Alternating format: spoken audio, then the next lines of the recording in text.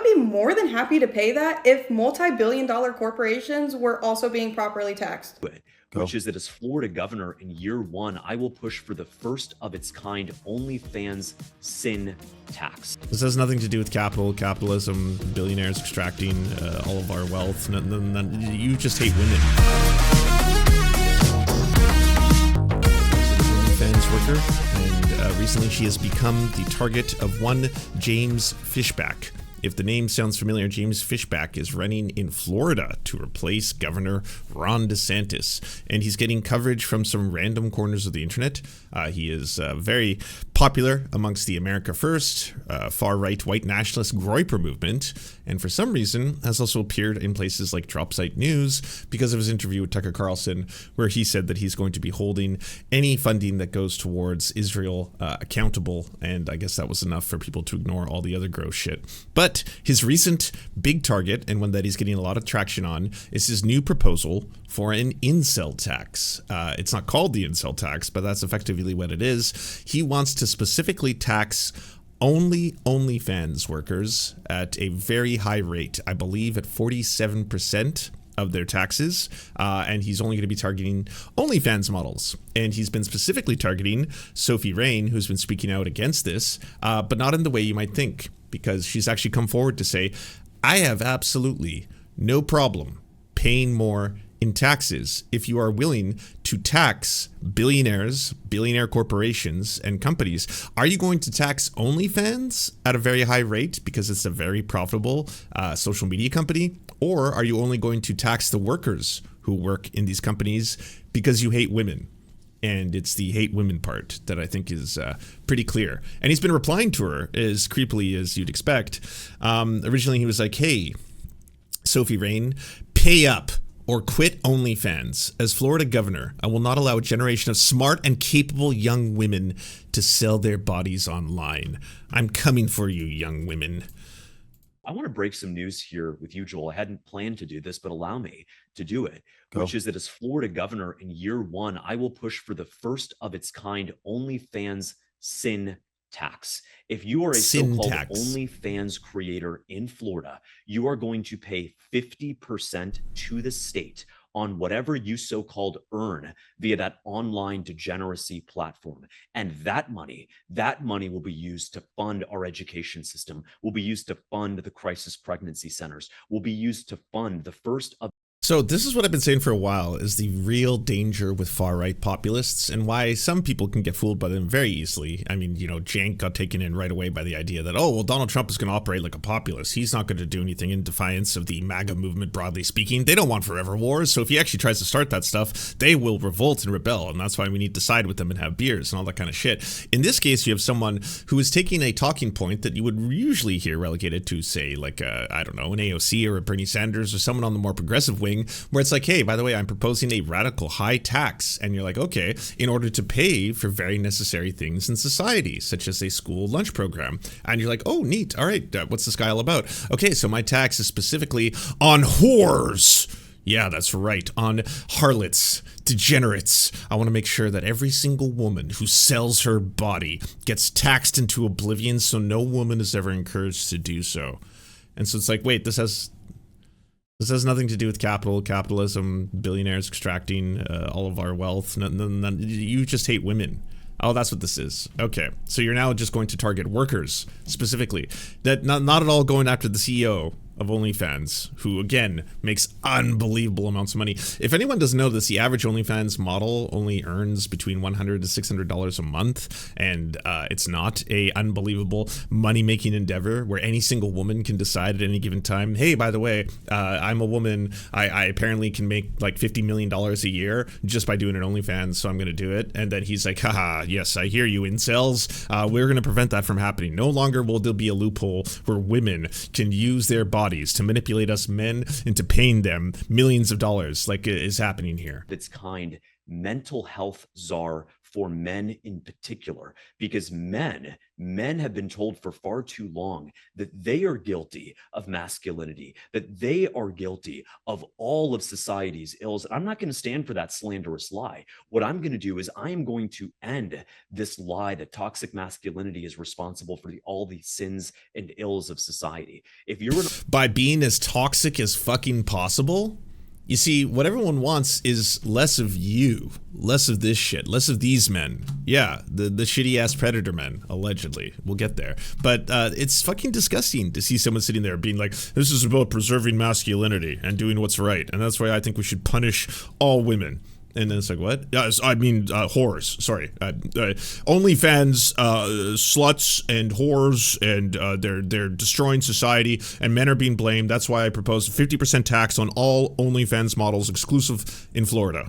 And obviously, this is going to be a taxation on workers, not on the companies that are exploiting workers. Sophie Rain says, sounds like you just subscribed and got buyer's remorse after dropping your annual salary on an OnlyFans girl. And James is like, Sophie, pay your taxes or quit OnlyFans. Those are your choices. I'm running for Florida governor to stop smart and capable women like you from being exploited by that disgusting platform. I'm doing it to protect you. Yeah, I need to protect all women because they're innocent, young little doves that I will be able to protect if I have the capacity to do so by taxing them into oblivion so they never think of joining OnlyFans again. Like, the whole thing is so wild. You would only see it appear in like incel communities, but it's gaining a lot of traction for James and getting some people excited to be like, oh shit, all right. Because there's this weird dichotomy. Everyone is suffering under capitalism. Everyone's having a really fucking hard time. And then when you combine misogyny and this idea of men somehow thinking that the reason my life sucks is because I work hard and have to get up at 6 a.m. to do a job I hate. Meanwhile, some OnlyFans model who just has to take like maybe 20 minutes of photos a week, if that, is making millions of dollars while I suffer. It's that like you are suffering not because of the system itself that's making you suffer, but because women just quickly replace the whole capitalism thing with women. See, they're taking it from you. You would actually have a much better life if it wasn't for the women models. And any woman can do this, by the way. Yeah, not any man, right? Because again, we're all just apparently disgusting and gross. We don't have the power, but every single woman has the power at any given time, if they want to, if they so choose, to become an OnlyFans model and make millions and millions. It's just that easy. It really is. The second that you say, I'm an OnlyFans model, boom, you get millions and millions of dollars. Just the easiest job in the world. James continued his campaign of stalking. Hey, Sophie Rain, pay up. It's time to raise teacher pay and improve school lunches. So basically trying to leverage two things here, right? Something that is true. I think more money should be taken through taxation from very wealthy individuals as well as corporations to be used to pay for programs that will benefit society, because they're not going to do it on their own. And so I am for that system. But you're not actually going after wealthy companies or even wealthy individuals as a whole. You're specifically targeting only rich OnlyFans models. That's it. The ones who are making such obscene amounts of money that right now you're saying, it just, come on, I'm going to show it. Apparently, Sophie made something like $40 million and is not paying her fair share in taxes. And so she ended up making a statement, which may surprise a lot of people, in that she says, hey, by the way, I have no problem with you raising the taxes on the super rich if you're going to do it to the super rich, not just to women who are models. Never in my whole life did I think that I would wake up and see a Florida politician trying to start beef with me for clout. So he's proposing a sin tax on bops where we would have to pay 50% to the state on top of the 37 I already paid to the government. And I would be more than happy to pay that if multi-billion-dollar corporations were also being properly taxed. But surprise, they're not. I never usually get into politics, but there are clearly better ways to raise funds from actual corrupt businesses in our country. I think that people also fail to realize that there are so many creators on this platform that do this job because they're struggling. So to tax them like that when they're literally doing it just to support their families is sad. I would much rather continue donating directly to people in need because we all really know where our tax dollars go. Never. And to that point, by the way, she's got a history of altruism on her very own. For example, Sophie Rain spends $50,000 on groceries for families hit by shutdown and says that she is not done. Sophie Rain is definitely not waiting on Congress to get it together. While Congress stalls, programs remain in limbo and millions of Americans hold a collective breath. Rain, an influencer, content creator, and increasingly relief for one woman, is sending real money to real people who definitely, absolutely cannot wait. This week, Rain shared that she'd already dispersed $50,000 to help people purchase groceries during this time of federal shutdowns. And of course, this is Rain. She did not announce this in a press conference, as anyone else would have been foolish to do at this point in her life, because she announced it in a TikTok dance video. After all, she is Sophie after all, and this is what she does. Of course, she's still at it, and she always is. She announced to her followers, "I'm still helping. Send me a DM, and I'll try my best to help to send you groceries." Rain spoke from her heart in a video she posted to X earlier this week, explaining in detail why she's getting involved. She understands what it's like to have needed help herself. Quote, "With the government shutdown still being in effect, I realize there's a lot of families struggling out there, especially with the SNAP funding being paused." She sent a video message to her fans. "I used to live off food stamps, so I get it. I've been in that position before." For millions of Americans, having SNAP benefits held up during the shutdown has been a shockwave to systems that are barely functioning as it is today. Food banks are expected to be overflowing, which is just another burden for people who bear this difficult time. Rain understood this and decided to act without expecting someone else to chime in. "I'm very grateful for how far I've come, and it's only because of you guys," she said in an update to her support team, to which she affectionately referred to "you guys." She also declared her purpose more definitively via a tweet saying, "I'm giving out money to help those in need this week during the government shutdown. If you or anyone you know needs help this week, please drop any payment method below and I will try to send a helping hand." Again, not the exact kind of things that you would expect based on the characterization that James Fishback is putting out there, but he's still going. "I'm running for Florida governor to protect young women from being exploited. These clowns want to protect their, quote, free market principles."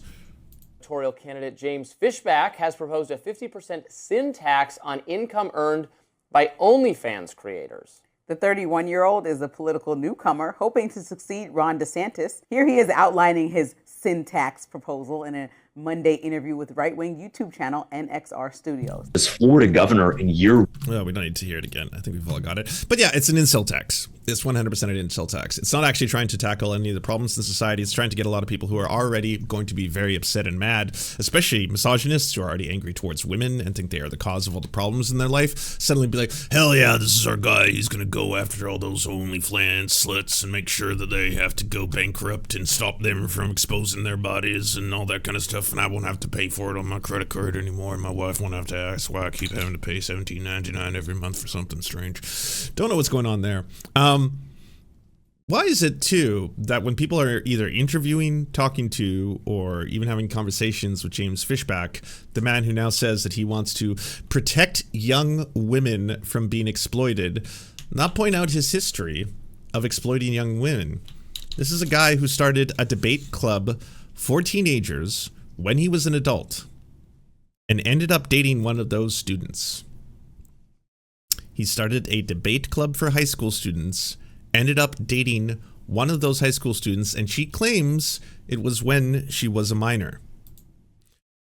Woman says James Fishback dated her while she was underage, then harassed her after the breakup. Accusations came in since rejected protection order requests. Fishback denies the relationship began before the woman turned 18, or that he acted inappropriately towards her, but does not deny that they had a relationship. Again, this was a high school minor who joined his debate club for high school students.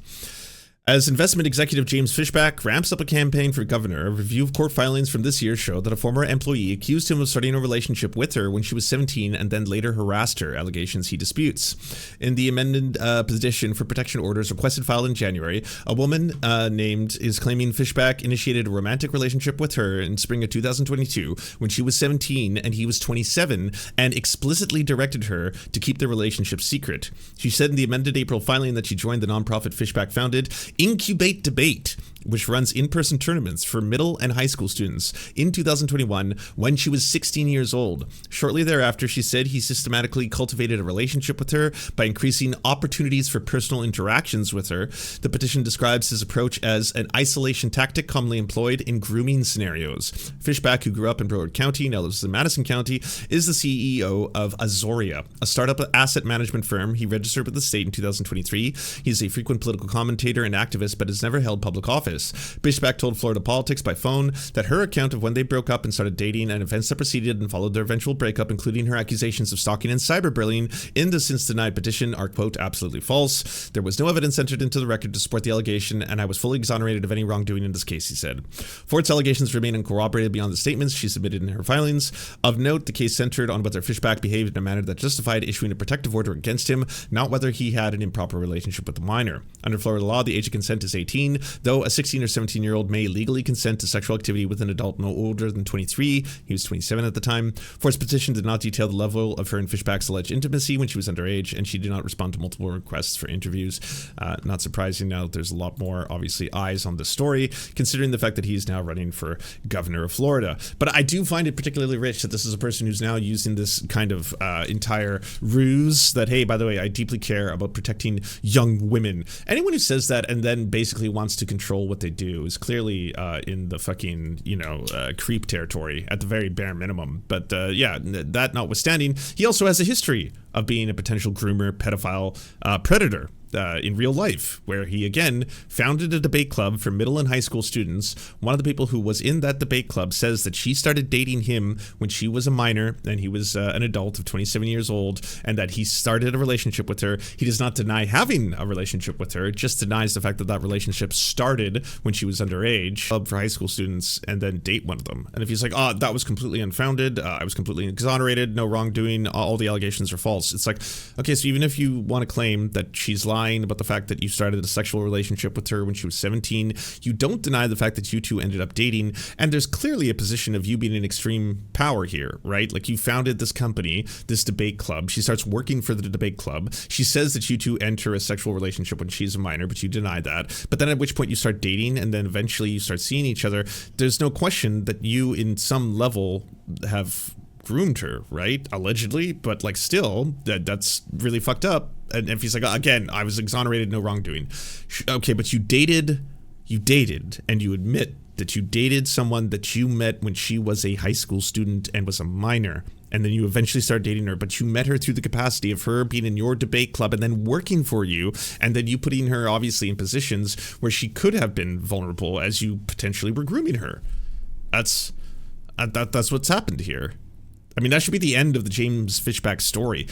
I don't care what he has to say about geopolitical issues. This is a white supremacist, by the way. He has produced and released his videos already about why it's okay to be white, why it's, fucking, why does everyone always say that white people are the problems in the world, blah, blah, blah, all this, like, very typical Lawrence Southern white identitarian. I'm not a white supremacist, I'm just asking questions. Why is it wrong for a white person to say that it's okay to be white, but it's completely fine for a black person to say it's okay to be black? I don't understand, it doesn't make sense, I'm asking questions here. And it's like, only people who want to promote an idea of white supremacy would concern themselves so much with this.